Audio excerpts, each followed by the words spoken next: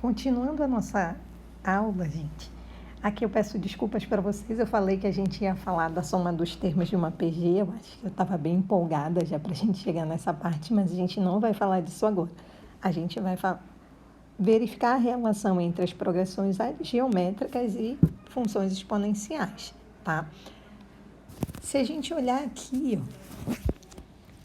lembra lá que enquanto a PA ela servia para a gente modelar, né? Serve para modelar os fenômenos lineares, aqui as progressões geométricas a gente vai ver que serve para modelar fenômenos exponenciais, né? Mas se a gente olhar o termo geral da nossa PG, assim como a gente fez na PA, acho que vocês estão bem lembrados aí, né? Olha o nosso termo geral, lembrando, gente, que a PG ela é uma sequência, portanto, ela é uma função, né? Então, se ela é uma função, se eu fosse olhar lá para o termo geral, eu ia colocar a n igual a... Quem é o A0? É o A aplicado em zero, né, gente? Vezes Q elevado a n. Só que o domínio dessa função, a gente sabe que é essa função, né? O domínio dela é o conjunto dos números naturais. Então, ela está restrita ao conjunto dos números naturais. Aqui, nesse caso, a gente está até incluindo o zero, né? Pela nossa necessidade aqui, né? No contexto. A gente viu na PA, a gente precisava... Aqui na PG, a gente também precisa colocar o zero para que as coisas façam sentido algumas vezes, né? Para que a gente interprete melhor. Mas o que a gente observa é exatamente isso. Que como a progressão geométrica, né? O termo geral é dessa forma, a gente observa que ela é a restrição aos números naturais da função exponencial, que é zero vezes Q elevado a x. Certo? Se a gente, olhando para o gráfico aqui da nossa progressão geométrica, ele vai ser formado por uma sequência de pontos, né, gente? Só esses pontinhos aqui, a gente sabe que a definição é no conjunto dos números, vejam que a gente incluiu o zero aqui no conjunto dos números naturais, né, gente? E aí nós temos o A1, o A2, o A3, e a gente vê que o gráfico é formado por essa sequência de pontos que estão sobre o gráfico de uma função exponencial, tá certo? Então, aí a gente observa a relação entre progressões geométricas e funções exponenciais. Por isso é que elas servem para modelar fenômenos exponenciais. Agora sim, nós vamos lá para a soma dos termos de uma PG, né? Então, gente, vocês lembram que a gente fez essa soma dos termos para PA? Se vocês recordarem lá, a gente fez mais de uma vez, então vocês devem estar lembrados, que quando nós somamos N termos, né? Vou escrever logo aqui, ó. Nós temos A1 mais A2 mais a N, né? Mais a N menos 1, mais a N. Aí, nós fizemos na ordem inversa, outra SN e subtraímos. Aqui, infelizmente, não dá para a gente proceder do mesmo jeito, porque a gente não vai ter sucesso. Nós vamos usar outra manipulação algébrica, né? Diferente daquela que a gente usou lá na PA. Nós vamos pegar essa nossa equação do SN, né? Que seria a soma aí dos N primeiros termos de uma PG, nós vamos multiplicar toda ela por Q, tá? Então, se eu multiplicar ela por Q, eu vou ganhar o quê? Deixa eu mudar a corzinha aqui, só para ficar mais bonitinho. Q vezes SN. Aí o A1, gente, pela definição que a gente viu lá, informalmente mesmo, né? Se eu multiplicar o A1 pela razão, eu acho o A2, certo? Se eu multiplicar o A2 pela razão, eu acho o A3, né? Estou fazendo isso, ó, multiplicando todo mundo pela razão, tá? Se eu multiplicar o AN menos 1 pela razão, eu acho o AN. Aí eu multiplico o AN pela razão, eu acho o AN mais 1, correto? Só foi substituindo. Agora, vamos subtrair essas duas equações. Eu vou ter SN menos Q vezes SN é igual... Vocês concordam que aqui todos os termos são comuns? E como eu vou estar subtraindo aí, eles vão cancelar, né? O AN menos 1 vai cancelar com a AN menos 1, a AN vai cancelar com a AN, e só sobrou quem aqui? Aí eu observo que só sobra o A1 e o AN mais 1, certo? Então, vai ficar o quê? A1 menos AN mais 1. E organizando as coisas aqui, eu vou colocar esse N em evidência, né? Para a gente ter uma fórmula arrumadinha, que seria 1 menos Q colocando A1 em evidência. Aqui é 1. Aqui não está explícito, né? Vamos ver quem é a n mais 1. A n mais 1 seria A1 vezes Q elevado a n, correto, gente? Como eu estou colocando A1 em evidência, então vai ficar só Q elevado a n. Tá? E daí a gente pode escrever que o nosso Sn é igual a 1 vezes 1 menos Q elevado a n dividido por 1 menos Q. Aqui uma observaçãozinha assim, só um detalhezinho que é comum acontecer, é de repente, dependendo da situação, né, quando a gente tem a razão maior do que 1, é comum a gente inverter aqui, né, colocar Q elevado a n menos 1 sobre Q menos 1, né, tornando os dois negativos que dá aí positivo. Né? Então, essa daqui a gente usa mais, ela é mais útil, né, quando nossa razão é menor do que 1. Aqui é mais quando a razão é maior do que 1. Isso é uma questão de sinal, né, gente? Isso não é necessário, tá? Vamos ver agora um exemplo bem interessante. Vamos lá. Está pedindo para a gente mostrar que o número 444, reticências 4, aí 88, reticências 89, formado por n dígitos, então ele é formado por n dígitos iguais a 4. Então, vou logo escrever aqui para a gente usar essas informações. N dígitos igual a 4, n menos 1 dígitos iguais a 8. Aqui é 4, aqui é 8. E um dígito igual a 9. Então, mais fácil aqui é o 9, né? Os outros a gente tem que analisar.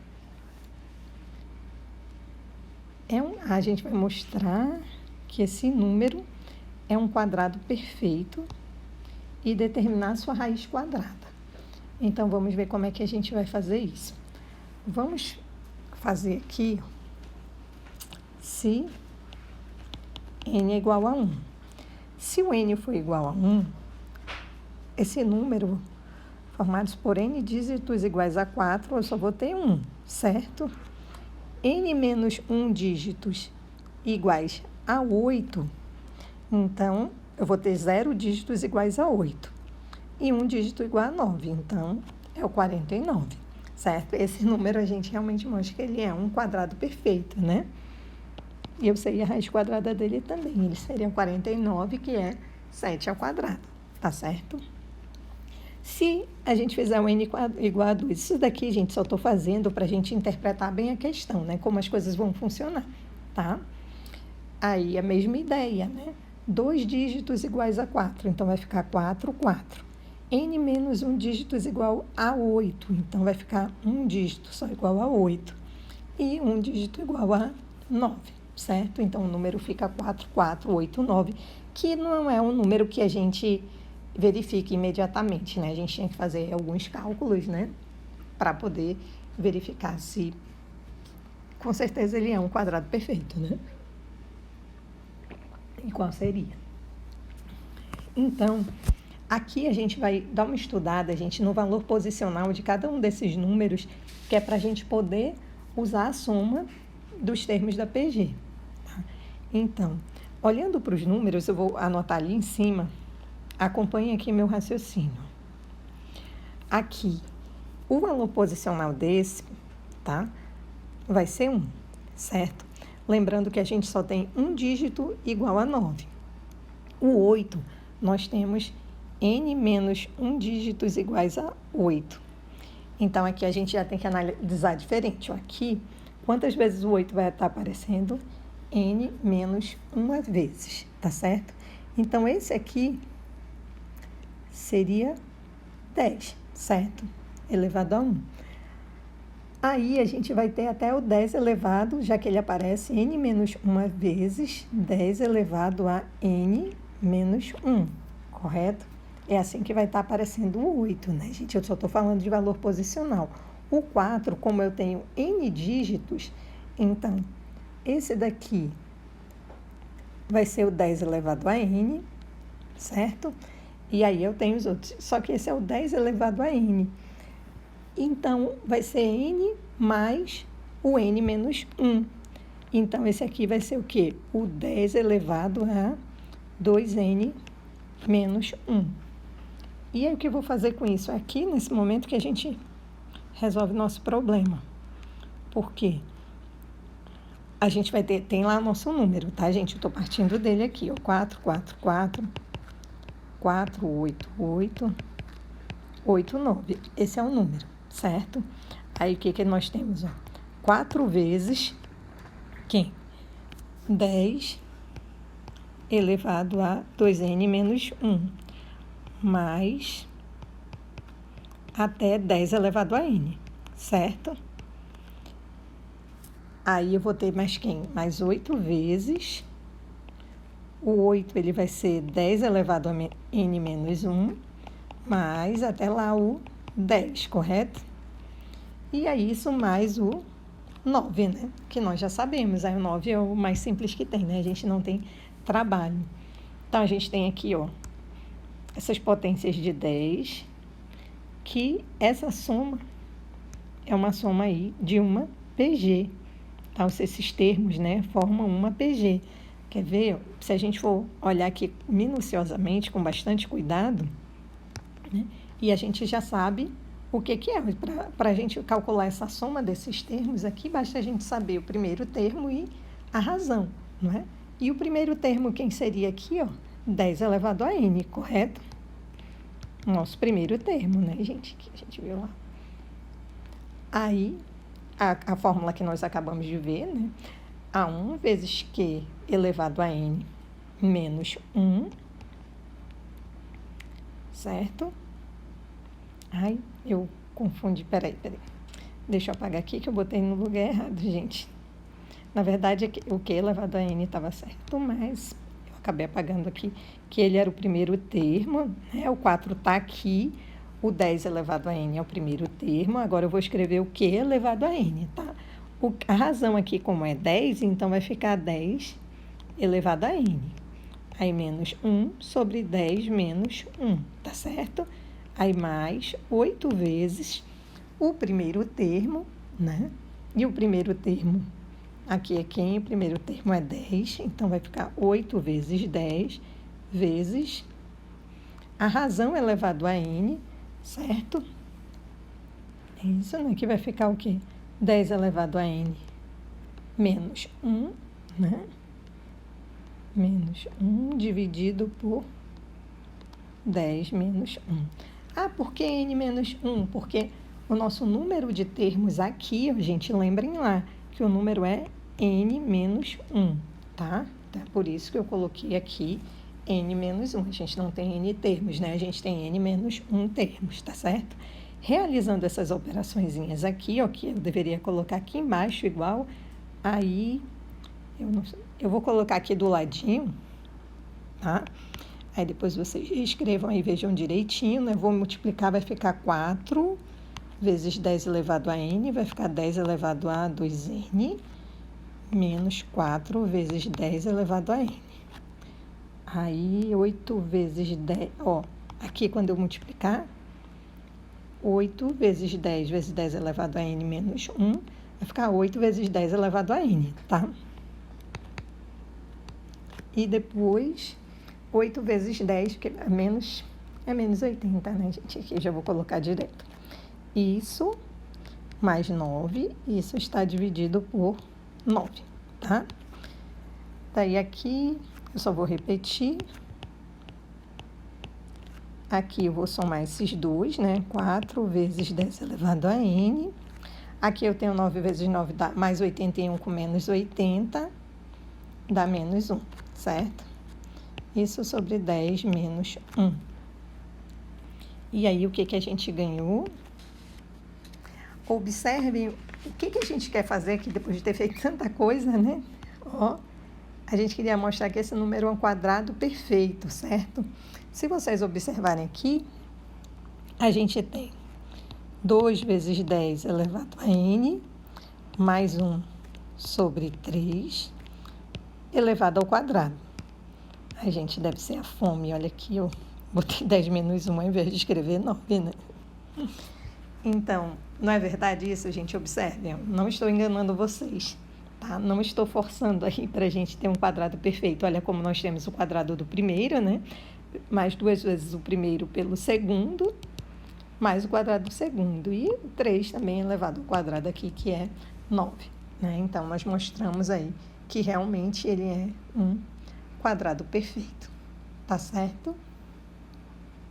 Então, era isso. Vamos. Essa parte é muito interessante, né, gente? A gente vai ver o limite da soma dos termos de uma progressão geométrica. Aí a gente consegue dar a ideia da gente pensar assim, agora eu já sei somar infinitos termos, né? Quando a gente estuda lá as séries, vocês lembram lá das aulas de análise? Hoje já faz muito tempo, onde vocês estudaram primeiro as sequências, depois foram lá e estudaram as séries, né?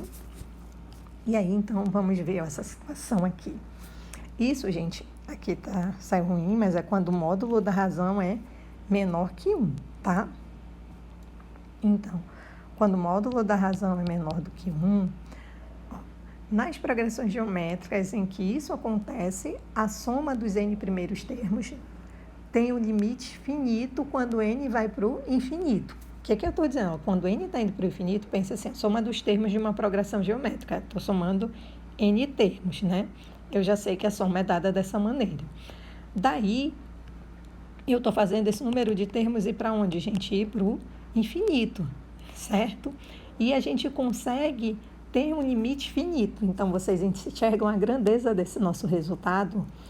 É como se, entre aspas, eu tenho uma soma infinita e mesmo que, é como se, eu não vou entrar em detalhes aqui de cálculo, né? Mas eu estou tornando o n muito grande e mesmo assim, aquele meu resultado, né, o que eu quero que é o resultado do limite, está se aproximando de um determinado número, né? Ele não está nem ficando muito grande, nem muito pequeno. Ele se aproxima de um determinado valor L, que a gente diz que é o limite, né?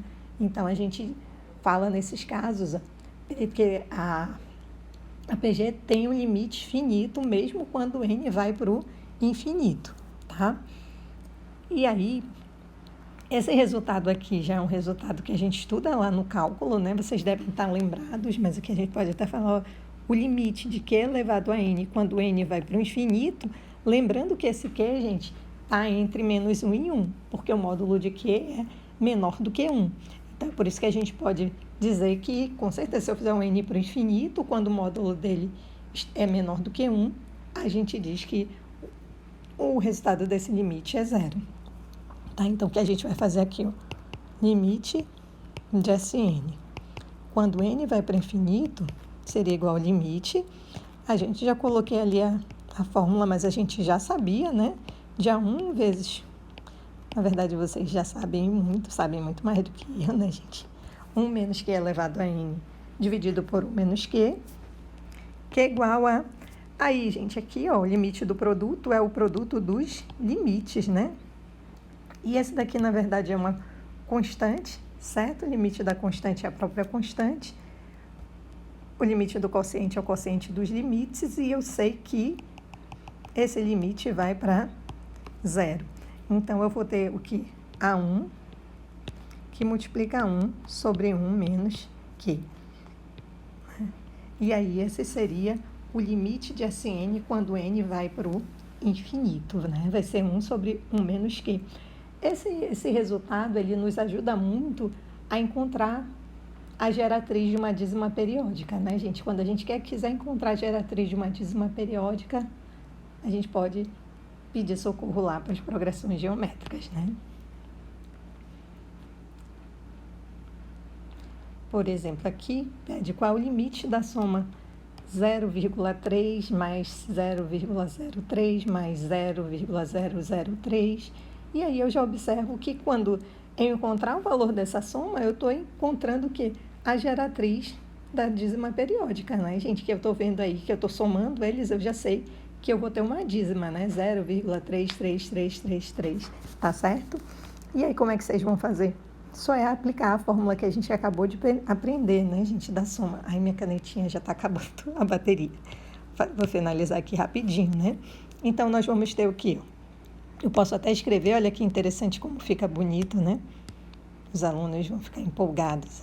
Que 0,3 mais 0,03 mais 0,003. Não sei se eu esqueci de alguém.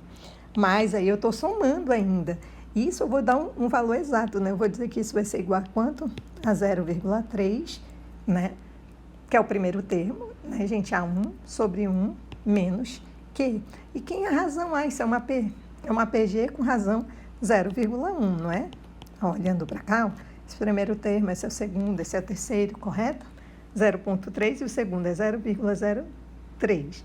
Então, pego 0,03 e divido por 0,3. Tenho 0,1, né? Ou, essa é uma forma mais simples. Então, isso vai ser 1 menos a razão. Então, no caso, 1 menos 0,1, que vai dar 0,3, 0,9. Simplificando, né, gente? 3 décimos, 9 décimos, 3 sobre 9, que é 1/3. Então, ó, a geratriz da dízima periódica, que é 1/3, né? É o limite da nossa soma, tá certo? Então, era isso que eu queria tratar nessa unidade com vocês, tá? Vou deixar o livro-texto lá na nossa sala, leiam também, resolvam todos os exemplos, tem bastantes exemplos, e, claro, exercícios também. Então, até a nossa próxima.